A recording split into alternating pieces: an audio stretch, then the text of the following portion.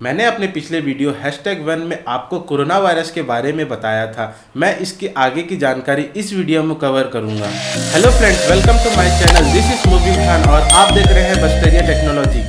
जैसा कि मैंने अपने पिछले वीडियो #1 में चाइना से निकले कोविड-19 के बारे में बताया था, जो कि ह्यूमन को इन्फेक्ट कर रहा है। पर मैं आपको बता दूं कि जब ये वायरस ह्यूमन के बॉडी में एंटर करता है, तब हमारा इम्यून सिस्टम इस वायरस के अगेंस्ट वर्क करता है और इस वायरस को न्यूट्रलाइज करता है। बट आप लोगों को पता होगा कि इस वायरस के कारण कई लोगों का डेथ भी हो चुका है। आप लोगों को मैं ये बता दूं कि ये कोरोना वायरस लगभग सभी को होना कन्फर्म है। जब तक इसका वैक्सीन नहीं तैयार होगा, तब तक 100 में से 3 से 5 लोगों का डेथ होना कंफर्म है। अभी तक इसका कोई वैक्सीन तैयार ना होने के कारण गवर्नमेंट अभी खाली लॉकडाउन का ही सहारा ले रहा है, ताकि ये वायरस पूरी तरीके से ना फैल पाए। So stay home, stay safe. Corona virus के बारे में बताने से पहले मैं आपको एग्जाम्पल के रूप में अदर वायरस के बारे में बताना चाहूँगा। अगर आप इसके बारे में समझ गए तो आप कोरोना वायरस के बारे में भी लगभग सभी बातें समझ जाएंगे। आपको पता होगा कि बच्चों के जन्म के बाद कई सारे वैक्सीन लगाए जाते हैं, जिसे हम टीका भी कहते हैं। ऐसा क्यों किया जाता है? क्योंकि आने वाले समय में वो वायरस या बैक्टीरिया उस बच्चे को ज़्यादा इन्फेक्ट ना कर सके। आखिर उस वैक्सीन में क्या होता है? उस वैक्सीन में उस वायरस या बैक्टीरिया का माइल्ड पार्ट होता है। माइल्ड का मतलब ये होता है कि वो वायरस या बैक्टीरिया ना पूरी तरीके से एक्टिव होगा, ना ही पूरी तरीके से किल होगा। इन दोनों के बीच की कड़ी को ही माइल्ड कहा जाता है। इस माइल्ड वायरस को बॉडी में इंजेक्ट करने पर हमारा इम्यून सिस्टम एक्टिव होता है, जिसे इस माइल्ड वायरस को ख़त्म करने के लिए 10 से 15 दिन लग जाता है। साथ में हमारे इम्यून सिस्टम में कई सारे सेल इन्वॉल्व होते हैं, जिनमें से एक मेमोरी सेल इस वायरस की पहचान कर अपने बॉडी में स्टोर कर रखता है, ताकि ये वायरस जब एक्टिव फॉर्म में हमारे बॉडी में फिर से एंटर करे तो हमें 3 से 4 दिन में ही इम्यूनिटी प्रोवाइड हो सके। यही कारण है कि बच्चे को वैक्सीन लगाया जाता है। इसी प्रकार इमेजिन कीजिए कि कोरोना वायरस भी एक घातक वायरस है, बट ये नया वायरस होने की वजह से इसका अभी तक कोई इलाज नहीं है।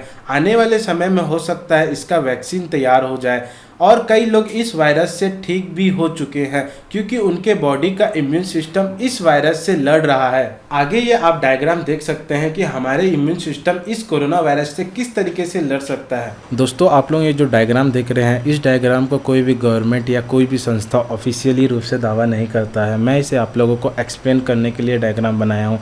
आप यहाँ देख सकते हैं कि यहाँ कोरोना वायरस है। जब किसी ह्यूमन या पर्सन में ये वायरस इन्फेक्ट करता है, तब इस कंडीशन में क्या होता है, इसके बारे में मैं आप लोगों को लाइन से बताता हूँ। आप यहाँ देख सकते हैं कि जब कोई वायरस किसी हेल्दी ह्यूमन को या किसी व्यक्ति को इन्फेक्ट करता है तो क्या होता है। इस कंडीशन में होता यह है कि हमारा इम्यून सिस्टम यहाँ एक्टिवेट हो जाता है। आप यहाँ देख रहे हैं जो ये वैल्यू है, इसके थ्रू साइंटिस्ट ये पता लगाते हैं कि कितने अमाउंट में या कितने वैल्यू में ये वायरस हमें इन्फेक्ट पहुँचाया है। ये वायरस का डोज हाई है कि लो है, इस वैल्यू के थ्रू पता लगाया जाता है। मैं आप लोग का ये जो वैल्यू है 0.20, ये आप लोगों को समझाने के लिए इसे मैंने 0.20 रखा है, ताकि आगे एक्सप्लेन करने में आसानी हो।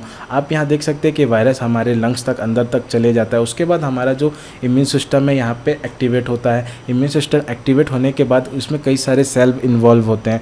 वो सेल का काम ये होता है कि उस वायरस को रिकॉग्नाइज करते हैं। रिकॉग्नाइज का मतलब ये होता है कि उस वायरस के बारे में पूरी जानकारी इकट्ठा करते हैं कि वो वायरस किस चीज़ का बना है, उसकी प्रॉपर्टी क्या है, उसका स्ट्रक्चर क्या है, उसके बारे में पूरी जानकारी वो इकट्ठा करते हैं। उसके बाद जैसे ये रिकॉग्नाइज का काम खत्म होता है या रिकॉग्नाइज कर लिया जाता है उस वायरस को, तब हमारा रिस्पांस का काम चालू होता है। रिस्पांस में होता यह है कि हमारा बॉडी में कई सारे इम्यून सेल्स होते हैं, जो अदर सेल्स होते हैं, वो कई सारे केमिकल रिलीज करते हैं। वो केमिकल के थ्रू हमें इम्यूनिटी प्रोवाइड किया जाता है। तो इस कंडीशन में इम्यून सिस्टम को इसे समझने में ही 10 से 15 दिन लग जाते हैं। 10 से 15 या 20 दिन लग जाते हैं। मैंने से यहाँ 10 से 20 दिन रखा है। तो उस कंडीशन में होता है ये है कि जिनका इम्यूनिटी कम है या इम्यूनिटी पावर कम है या ओल्ड एज है, क्योंकि उनका इम्यूनिटी डाउन हो जाता है और बच्चे लोगों का इम्यूनिटी उतना अभी तक डेवलप नहीं हो पाता, तो या फिर जो कि ज़्यादा बीमारियों से ग्रसित है, उनका इम्यून सिस्टम ऑलरेडी डैमेज रहता है, तो उस कंडीशन में यहाँ पे इसके डेथ होने के चांसेस थोड़े ज़्यादा होते हैं। बट यहाँ पे आप देख सकते हैं कि 96% उनका इम्यून सिस्टम यहाँ साथ दे जाता है और वो रिकवर हो जाते हैं, क्योंकि इम्यून सिस्टम उस वायरस से लड़ लेता है। तो यहाँ पे उसे रिकॉग्नाइज करने में ही 10 से 20 दिन लग जाते हैं। अगर इस कंडीशन में उसका बॉडी इसे सर्वाइव नहीं कर पाता, मैंने उसका बॉडी से नहीं झेल पाता पाता, तब उस कंडीशन में भी इसका डेथ हो जाता है। मतलब इम्यून सिस्टम तो अपना काम कर ही रहा है, लेकिन हमें उसे बर्दाश्त या सहन करने की शक्ति भी होना चाहिए, क्योंकि इस कंडीशन में आप जानते हैं सांस लेने में काफ़ी दिक्कत होता है, हाई फीवर होता है और भी कई सारे प्रॉब्लम इसमें देखने को मिलते हैं।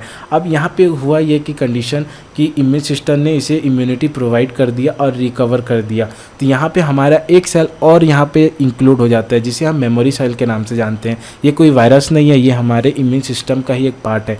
ये जो मेमोरी सेल है ये क्या करता है, इस वायरस को पहचान करके रखता है, ताकि आने वाले फ्यूचर या आने वाले समय में अगर ये वायरस दोबारा हमारे बॉडी में एंटर करेगा तो इसे ये 10 से 20 दिन नहीं लगेंगे। इस कंडीशन में इसे 4 से 10 दिन, मैक्सिमम 10 दिन के अंदर ही वो इम्यूनिटी प्रोवाइड कर देगा। अब यहाँ पे आप देख सकते हैं कि सेकेंड इन्फेक्शन या सेकेंड डोज कह लीजिए, जब इसी हेल्दी पर्सन जो कि रिकवर हो चुका था उसको जब दोबारा ये वायरस एक्सपोज होगा, तो वहाँ पे ये यहाँ देख सकते हैं कि मैंने 2 डायग्राम बनाया। अगर उतने ही अमाउंट में होगा जितना उसे फर्स्ट कंडीशन में हुआ था, तो उस समय में वो 4 से 10 दिन के अंदर ही रिकवर हो जाएगा। किसके थ्रू? मेमोरी सेल के थ्रू। और यहाँ पे उसका इम्यूनिटी उसको मिल जाएगा या इम्यूनिटी प्रोवाइड हो जाएगा और वो रिकवर हो जाएगा।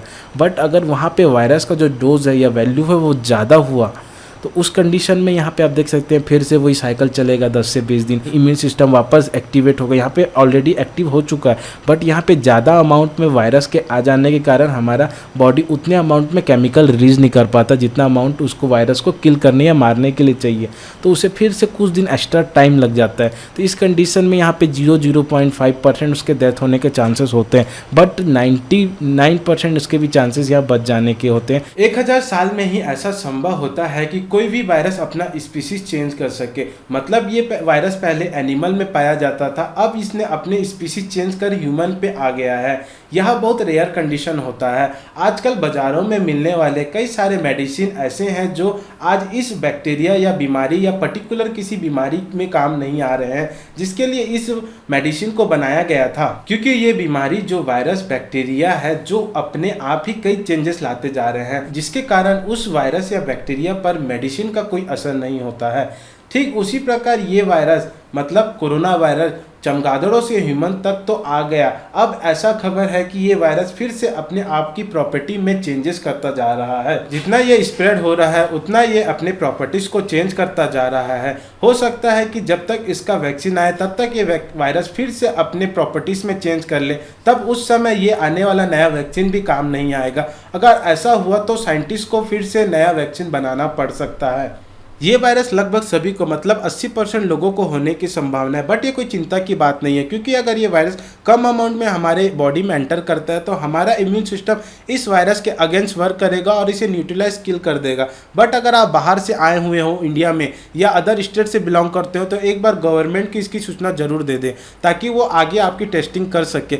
ये वायरस को हम 5 स्टेजों में बांट सकते हैं। फर्स्ट और सेकेंड स्टेज में तो आपको पता नहीं चलेगा उतना कि आप इस वायरस से इन्फेक्ट हो चुके हैं। इसमें बहुत माइल्ड सिस्टम दिखाई देते हैं, मतलब आपको हल्का फीवर होगा और आपको सर दर्द खांसी वगैरह हो सकता है इस वायरस के थ्रू। बट जो इसके थर्ड और फोर्थ और फिफ्थ स्टेज है इसमें कुछ ज़्यादा ही आपको प्रॉब्लम बढ़ जाएगी। मतलब जो प्रॉब्लम आपको फर्स्ट सेकेंड स्टेज में था उसमें हमारे इम्यून सिस्टम तो इस वायरस से अगेंस्ट वर्क कर लेता है। इसका अगर डोज ज़्यादा होता है तो डायरेक्टली ये थर्ड स्टेज में आ जाता है, जिसके कारण आपके बॉडी में कई सारे सिम्टम देखने को मिल सकते हैं। साथ में आपको मैं बता दूं इस वायरस के कारण बच्चे अगर बुजुर्ग इन्फेक्ट हो गए तो आप इसे कैसे पता लगा सकते हैं। आपको पता होगा कि हमारे जो ब्लड सेल उसमें कई सारे सेल्स पाए जाते हैं, जिसमें से एक व्हाइट ब्लड सेल पाया जाता है जिसमें पूरे इम्यून सिस्टम के सेल इन्वॉल्व होते हैं, उसके थ्रू हमें इम्यूनिटी प्रोवाइड होता है। रेड ब्लड सेल जो दूसरा हमारा सेल है वो है रेड ब्लड सेल, जिसमें हमारे हीमोग्लोबिन पाया जाता है। हीमोग्लोबिन 2 चीज़ों से मिलकर बना होता है, हिम प्लस ग्लोबिन, जिसमें कि आयरन पाया जाता है। आयरन ऑक्सीजन के प्रेजेंट में लाल कलर और ऑक्सीजन के एब्सेंट में नीला कलर देता है। अगर उसके बच्चे को इन्फेक्ट किया होगा वायरस तो ऑब्वियसली उसको सांस लेने में दिक्कत होगा। उसको हीमोग्लोबिन अगर ऑक्सीजन नहीं मिलेगा तो वो पूरी तरीके से टिश्यूज ऑर्गन या सेल्स तक ऑक्सीजन नहीं पहुंचा पाएगा, तो वहाँ के ऑर्गन का या सेल्स का कलर अपने आप हल्का सा नीला हो जाएगा। इसके थ्रू आप पता लगा सकते हैं कि वो बच्चे को अगर कोरोना वायरस इन्फेक्ट हुआ होगा या बुजुर्ग को कोरोना वायरस इन्फेक्ट हुआ होगा तो उनका बॉडी अपने आप हल्का सा नीला या फेड हो जाएगा। तो इसका आप खास ध्यान रखिए, इसके थ्रू आप पता लगा सकते हैं। ये आपको थर्ड स्टेज में ही देखने को मिलेगा, थर्ड या उससे ऊपर की स्टेज में ही आपको ये सिम्टम देखने को मिलेगा। फर्स्ट सेकेंड स्टेज में तो वायरस का अमाउंट बहुत कम होने के कारण हमारा इम्यून सिस्टम उससे अगेंस्ट वर्क कर जाता है और उसे न्यूट्रलाइज कर देता है। बस थर्ड स्टेज में वायरस काफ़ी हद तक हमारे बॉडी में इन्फेक्ट या काफ़ी ज़्यादा अमाउंट में हमारे बॉडी में एंटर कर जाता है, जिसके कारण हमारा इम्यून सिस्टम या फ्रस्ट्रेट हो जाता जाता है, जिसके कारण वो ठीक तरीके से वर्क नहीं कर पाता यहाँ पे, तो उसे वेंटिलेटर पे लिटा दिया जाता है। तो इसलिए आप इस बात का ध्यान रखें। अगर आपको ये वीडियो पसंद आया होगा तो आप मेरे चैनल को सब्सक्राइब कर लीजिए और बेल आइकन को दबा दीजिए ताकि मेरा आने वाला नया वीडियो आप तक पहुँच सके। Thank you for watching my video.